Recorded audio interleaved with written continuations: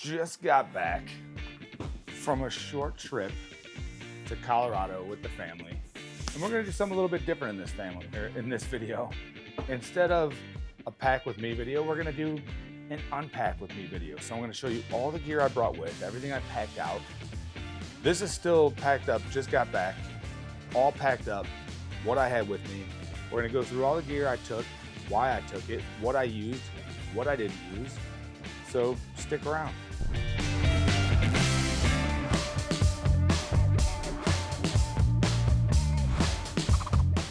I took the family out to Pueblo, Colorado to visit some family.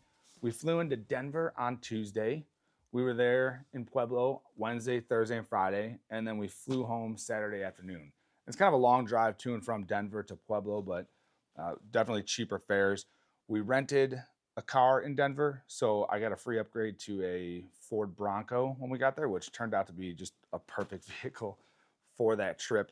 But 2 travel days really, so Tuesday and Saturday were travel days, and we were there for 3 full days. So Wednesday, Thursday, and Friday. And what I want to do and what the plan was, or what we wanted to do was, we wanted to spend a lot of time in nature as much as possible, hiking. You know, originally we were hoping to do a backpacking trip, but it just time frame wise, we didn't feel like it was enough time to visit with family and also do a backpacking trip. So we settled on a lot of hiking. And I would say over the course of those 3 days, at least 20 miles, maybe more, that we hiked. So we spent as much time as we could in San Isabel National Forest, in the Colorado Springs area, up in the mountains over there, around Pueblo. So was it Pueblo, Lake Pueblo State Park? We did some hiking there, but we had a great time.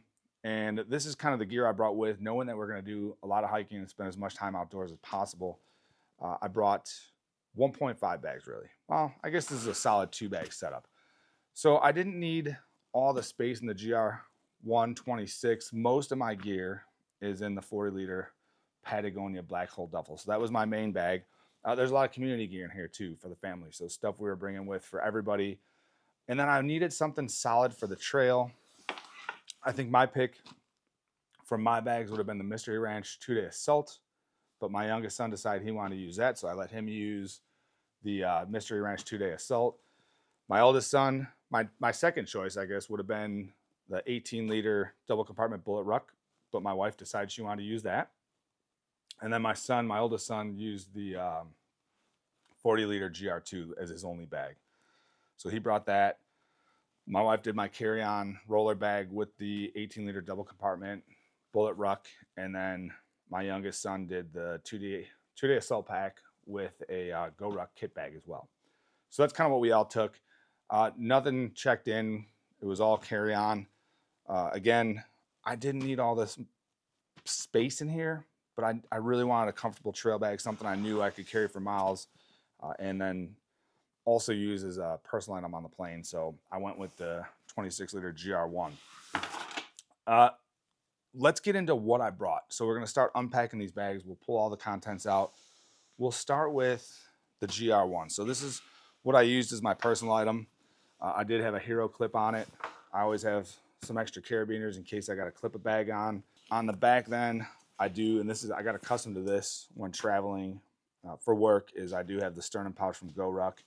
And then I have the smidge from GoodWorks. So love both of these accessories. This just works perfect for travel and on the trail. Because travel, I get my phone, my wallet, and my passport in here. I still don't have a real ID, so I have to use the passport. That all fits in there perfect, so very easy access when going through security to put it away and take it out. And then on the trail, this worked perfect because when I'm hiking, I didn't always obviously want to have stuff in my hands or be digging in pockets to get my phone. But if I wanted to take some quick footage on the trail or snap some quick photos, my phone lived in here. It wasn't getting all sweaty in my pocket. Didn't have to dig it out. Could just unzip, pull it out, and do some snap photography, I suppose. So that's how I had the outside of the bag set up. And I did take one thing out. That was my MacBook. So I had my MacBook Pro for travel in here. Obviously that came out when I was hiking. The quick access pocket, stashing stuff for the flight. So I've got an Anchor. This is a 10K MagSafe battery bank that I typically travel with. And that's all I have up there right now. So front compartment, I've got my rental car cable. That's all that I have in there. Oh, and an air tag. Always have air tag in my gear. But this is my typical short rental car cable with an adapter in case it doesn't have USB-C. I've got the USB-A adapter on there. So that's those pockets. The main compartment, and I have, it's not fully loaded out. I don't have a ton of stuff in here because, again, I didn't need all this space, but I did want a capable trail bag. I think there's probably better outdoor bag options. I spend a lot of time rucking in this basically platform, so it's very comfortable to me, and it carries a load extremely well. So I do love that about this bag. So starting in this top pocket, I do have a couple extra channel patches I brought with me. And just as an FYI, these are available if you want to support the channel. Go to the link. There's a link in the description I'll put for the channel patches if you want to pick these up or one of these up. It's pretty cool patch, I think, with the PVC kind of 3D setup on there. So link in the description for that, and go pick one up if you want to support the channel. I've got my pocket pharmacy that goes with me every time I travel. I've got some nicotine. I do have some Flonase, and then the Apple Pencil for my iPad is in there.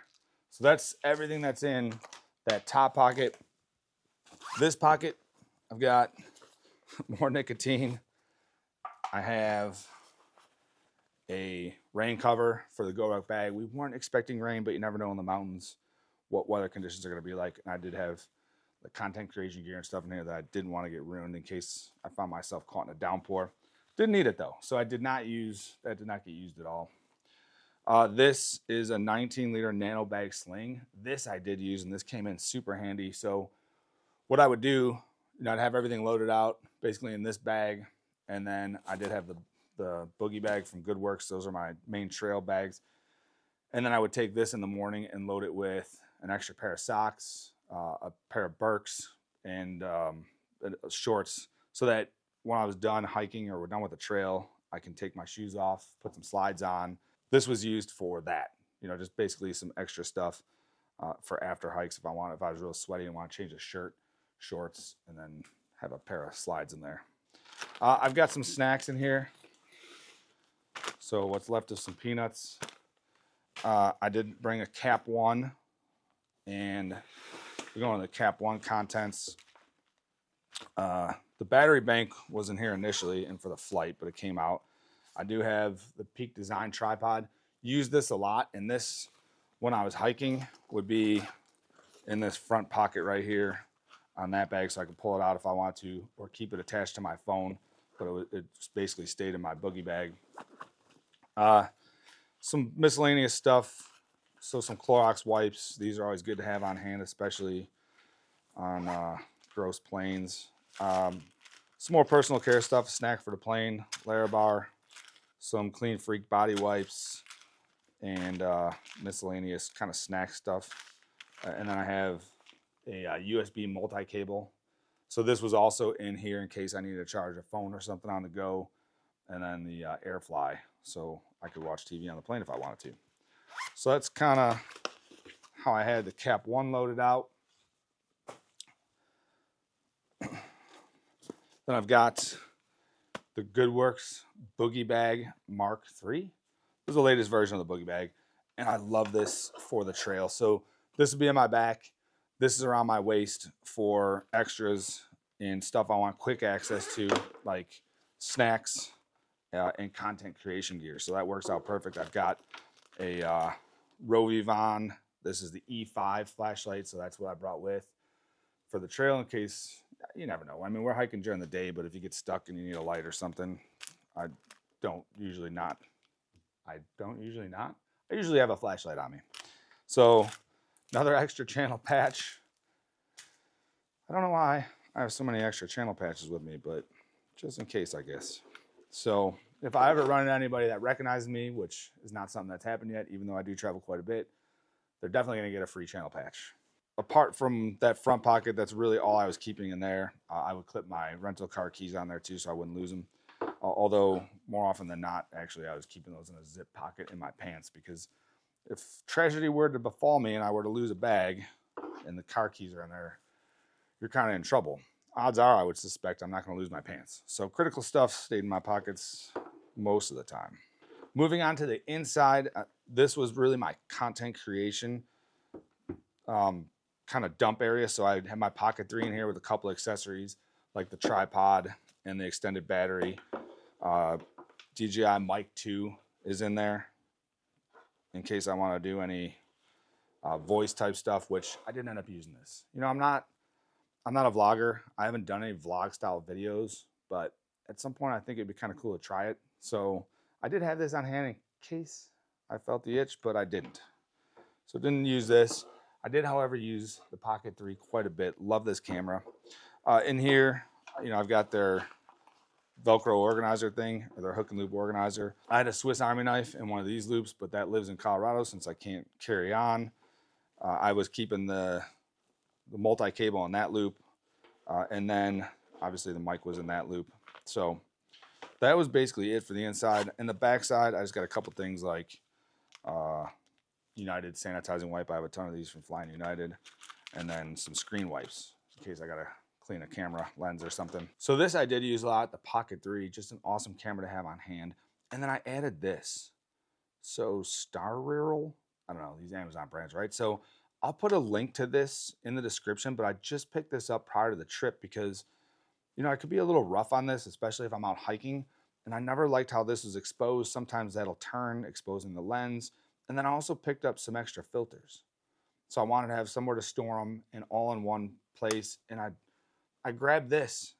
I'll put a link to it in the description. It's pretty affordable, but if you have a DJI Pocket 3, I would highly recommend this. It kind of clips into that mic clip thing on the top, and then it flips open for the camera. Keeps everything nice and protected though. The gimbal, everything. So you can shove that in a pocket and have basically no fears that something's gonna damage it. You know, I'm just throwing it in this bag. Got this metal clip in there bouncing around, and I don't have to worry about any contact with the actual camera. So that might be my new favorite accessory for the Pocket 3. So that's Boogie Bag Loadout.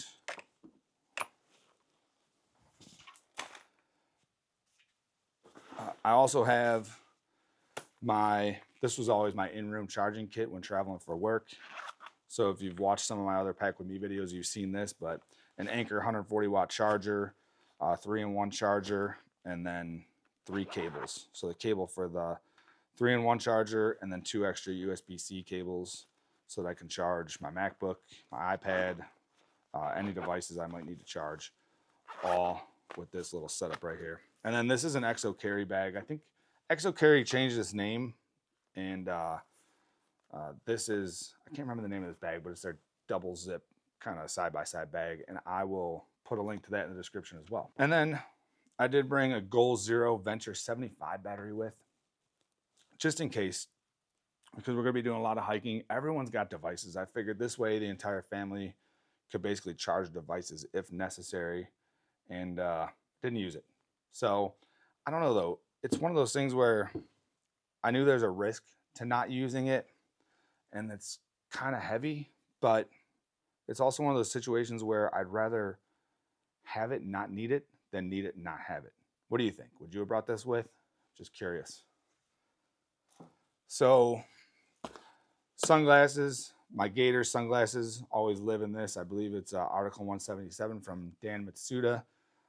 Awesome, I think I'm pronouncing that wrong, but awesome sunglasses case. I love this. This goes with me everywhere. Every time I travel, you can clip it onto stuff. So that was in the GR2 as well. I have my Henry Holster's hand sanitizer in there for quick access. I did bring a Garmin InReach with as well. So didn't need to use this, but again, I'd rather have it, not need it, than need it, not have it. And what's really cool nowadays is if you've got an iPhone after what, 14 maybe? I don't know, I've got an iPhone 15, so it's what, 2 models old now. Maybe I'll upgrade here soon, but they've got satellite connectivity now for messaging, which is pretty cool. So I did actually send some texts while I was up in the mountains to my wife just to kind of check in and let her know where we were. There was a day where she spent the day with family, and me and the boys went hiking. So, but again, that's something I would rather have on me and not need it than find myself in a situation where I need it and I don't have it. Also, obviously, minimal weight, minimal space taken up. So I think lastly then in this bag is I did have GR1 field pocket in there, and I've got a couple items in there. The DJI Neo drone. Well, I thought this would be pretty cool. Maybe we can get some, drone selfie shots and that type of footage. I never ended up using it. So I think most of the time wind conditions up on the mountain was a little bit too much for this. So I didn't feel comfortable putting it in the air, but I did bring it with, and I kind of protected it in that pocket. Also in there, I've got a couple, another Larabar stashed. I had snacks stashed all over the place. These were actually, I had 2 of these I would bring on the trail with me and keep them in the boogie bag. So there's plenty of space in there. I got a Clean Freak Field shower wipe in there. I have the Matador pocket blanket, which I have used in the past, especially in the Midwest where the ground can sometimes be damp. But to be honest, out in Colorado, there's plenty of rocks to sit on. The ground is dry. So I did not need this.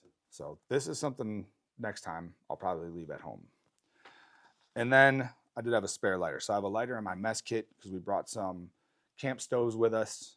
And I have a spare lighter in here just in case something happens to the primary lighter. And that's it. Oh, one more thing. So in this pocket, I do have a 10-inch iPad Pro or 11-inch iPad Pro. So this is the work iPad. Brought this with to stay up to date on email for work. While I did not respond to any, I did kind of stay up to date on what's going on. And so I'm not totally lost when I get back after a week. All right. So that's it. That's everything in the 26-liter GR1. I will say, again, I think there's better options for outdoors bags, but this one does personal item as well as outdoor carry. So that's why this one got selected. And I did, I needed somewhere to keep my MacBook protected. I didn't want to put it in here since this is so stuffed out. I was going to be getting tossed around. So this is a good combo. And that's sometimes the problem I find with dedicated outdoor bags is I need something that can offer tech protection for personal item or for travel, but then I also want something you can use on the trail. So I'm going to start, I think, looking more at trail bags and maybe doing some reviews on dedicated trail bags. But anyway, that's what was in there. All right, so let's move on to the main loadout. So the main loadout was the black hole. And I love this. I absolutely love the Patagonia black hole duffel with a couple caveats. Normally, I don't put these straps on because I don't use it as a backpack. I use it as a duffel. And I'll kind of just put one of these straps over my shoulder because it gets tiring carrying it through airports like side carry. So that would be like the one big caveat with this bag is I wish it had a shoulder strap. And I'm going to eventually add one, but I haven't yet. I think I can go from here, like from here to here with some kind of strap. And I have plenty of straps, just haven't tried it out. But I want to try something different this time around. So I did put the backpack straps on. So if I wanted to, I could do back carry with this, front carry with the GR1. I tried that, didn't really like it. And what I did more often than not then was I would just extend one of these and basically use this as a shoulder strap.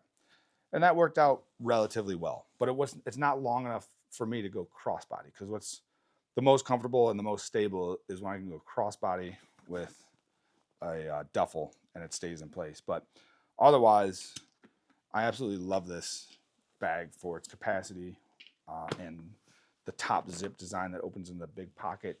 Just throw it in overhead. So great design overall. Let's open this up.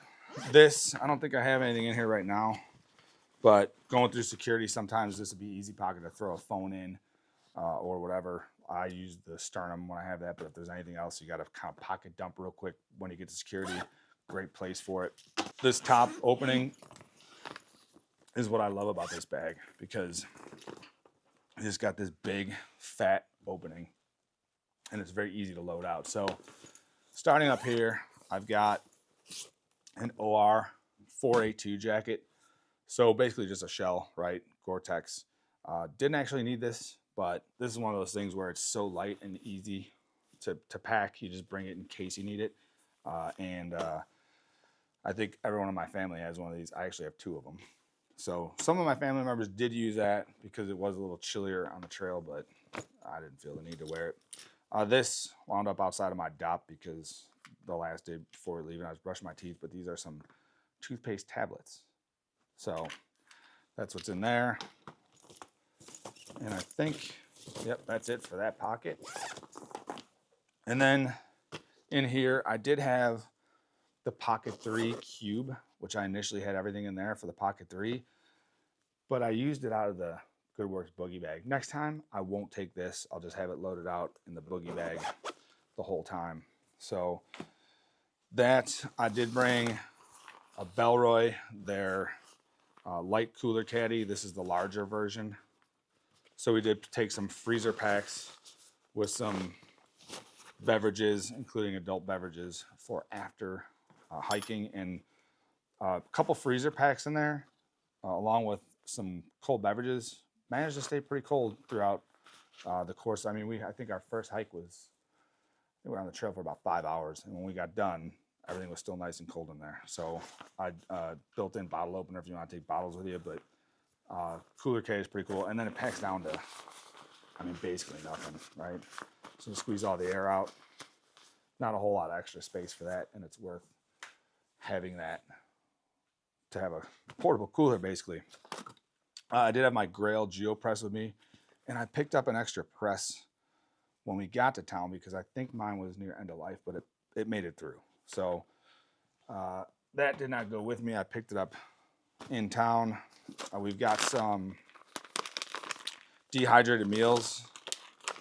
So we brought some dehydrated meals with, and did most of our lunches on the trail, so that we even in some instances breakfast as well. So we didn't have to basically spend time going to restaurants or going out to eat. Save a little money there maybe, but those are a little on the pricey side.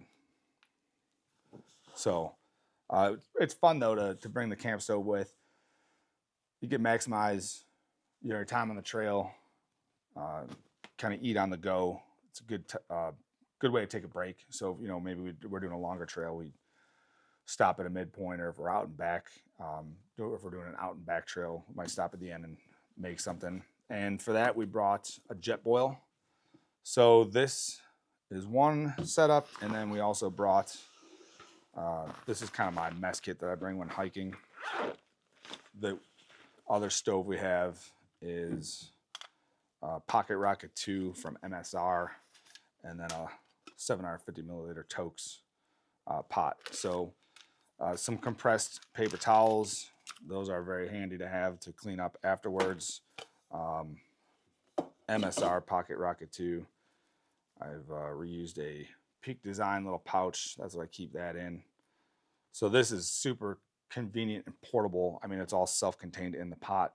The fuel, we have some stashed at our family's house in Pueblo, so we have fuel when we get there. This setup works extremely well. I will say, comparison-wise, you know, this is much easier to carry because it's all basically self-contained in this little pot. This is a little bit bigger, takes up more space, but the jet boil does consistently boil water faster for us than the MSR. I think it's got a little bit better built-in wind resistance, and then it's just, I mean, it's faster. So I know my son was using this. I would operate the MSR, and he would sometimes boil 2 setups, basically 2 servings of water for the dehydrated meals by the time I had one done in the MSR. So I'm sure there's probably some outdoor people that would have strong opinions about that, but that's what I've found. So lighter in the mess kit, some steep coffee. I didn't bring my coffee kit with me because it's just too much. And honestly, you're not going to grind beans and do all that. It's just easier to do something like this. So those are some steep coffees I got as a gift. And then all our basically silverware. I do have the titanium long sporks, which I typically use. I thought TSA would probably have a problem with those, so we brought the plastic ones. An extra stand that I would use with this setup in case I needed to. And then some, it's like pine needles and stuff. But this is a cool bag. This is, I don't remember who makes this. I'll put a link to it. I got it from Garage Grown Gear. But it's a little like X-Pack or Eco-Pack bag that I use as my mess kit. So typically I could put MSR pocket rocket, utensils, lighter, everything you saw in there, and then, you know, a couple of dehydrated meals all fit in this extremely well. So that's what I typically use. All right, so we got all that. I did bring a Hydro Pack. This is a 3-liter water bottle. I believe this is TPU. Yeah, BPA plus PVC through free. I will say I think I need to do a better job of maybe soaking this with some vinegar and stuff to kind of get that plasticky taste out of it. But better to have bad tasting water than no water. So if, you know, you're running, we'd fill this up before we left, and then if there's water along the trail and we could filter, we'd usually keep this full so that we've got a little bit of reserve. And then to do the filtering, I did bring a Grail GeoPress, as I mentioned, and I absolutely love this. I'm definitely going to pick up the titanium version. So I've got obviously the plastic one, and this is just, it's so handy. It's so easy to use. We did quite a bit of filtering on trail because, you know, we're up in the mountains and there's mountain streams everywhere, and that water is nice and cold, filtered through the GeoPress, and it's good to go. I did bring a small Yeti. This is the lid that's leak proof, so that I could fill this up with coffee, throw it in a bag, and head out for the day. Usually leave this in the truck or the Bronco when we're on the trail, but keep it nice and sealed, and then I have a little bit of coffee when we're done to, you know, kind of get an energy boost for the drive home then from the mountains. Mechanics gloves. These, in case it's cold, but more so to protect my hands in some of that rocky terrain. And these I would just stick when I was hiking. These go in the elastic portion of the boogie bag, and they just live in there. So if I needed to, you know, if we're going down some steep declines or something, and you got that kind of gravelly terrain with almost like shale, you know, it's sharp. So if I were to backslide and fall, I want something to kind of protect my hands if I got to catch myself. And I pull those out. So good to have on hand. Also, you know, the toque setup, the handles on the toques tend to get a little bit hot, as with the entire exterior of this pot when you're using it. So this kind of doubles little like pot holders for me, or, you know, like an oven mitt, so I don't burn my fingers on the stove. Then I use the Gravel Mini Dop Kit. So this is definitely my favorite Dop Kit. I use that most often when traveling. My toothbrush wound up outside of it because I brushed my teeth right before we left. I do have, this is from Hilltop Packs, but a first aid kit with some essentials. So it's like Dyneema, I believe. Yeah. And then I've just got, you know, ice packs, bandages. I've got some of this Gurney goo from New Zealand, and Benadryl, Neosporin, stuff like that. I think what gets used most often in here, if I could find it, is Leukotape. So I have a credit card with some Leukotape wrapped around it. As soon as somebody develops a hot spot on trail, you gotta take care of it, put some tape on there. I do also have some moleskin, but the Leukotape is definitely my preferred method. So good to have some kind of first aid kit on hand. We used a couple bandages out of here. We had some cuts and scrapes, as well as the Leukotape definitely came in handy. But nice and compact, lightweight. I love this little Dyneema pack from Hilltop Packs, which I believe I ordered this from Garage Grown Gear. I did have some floss picks in there as well. This is a Sea to Summit Ultra Sil 8-liter compression bag or dry bag. That's what we use for garbage, packing in and out garbage on the trail. Some fabric spray, which is important because I do basically bring the bare minimum for clothing, although I might have overdone it a little bit this time. And I reuse clothes, so fabric spray helps. But also having fabrics like merino helps. This is a shoe bag, And I did bring some Burke's Arizonas with me. That was for off trail. So again, nothing better than popping your shoes off after a long hike and putting on some slides, letting your feet air out. So that was in there. And then lastly, we got clothing. So I'll go through what I brought for clothing, maybe some of the why behind it, what I used and what I didn't use. So this is what I flew in. So it's an AKHG button-down shirt. These are 686 anything cargo pants. Definitely my favorite pants to fly in. They've got these kind of vertical zip pockets that you can put stuff in while you're seated, which is great for flights. And flying out, flying in, this was the setup. And then clothing-wise, I brought 5 pairs of underwear, I think, including 2 pair of merino underwear that I use for out and back. So I was there for, what did I say, Tuesday, Wednesday, Thursday, Friday, flew out Saturday. So 5 days, I brought 5 pairs of underwear. Really probably needed 4, but that's one of those things, again, where I don't mind having extra on hand. I brought 2 pairs of darn tough socks, and then I wore 1 pair. So I was swapping in and out. These were trail socks. Didn't end up using the short gray ones I brought, so I could have got away with 2 pair of darn tough socks. The merino prevents the odor. You let them air out, kind of swap between them, and that was plenty for the trip for me. So then the extra pair of underwear I didn't actually need. I brought 2 pairs of shorts. So this, let me see the other pair.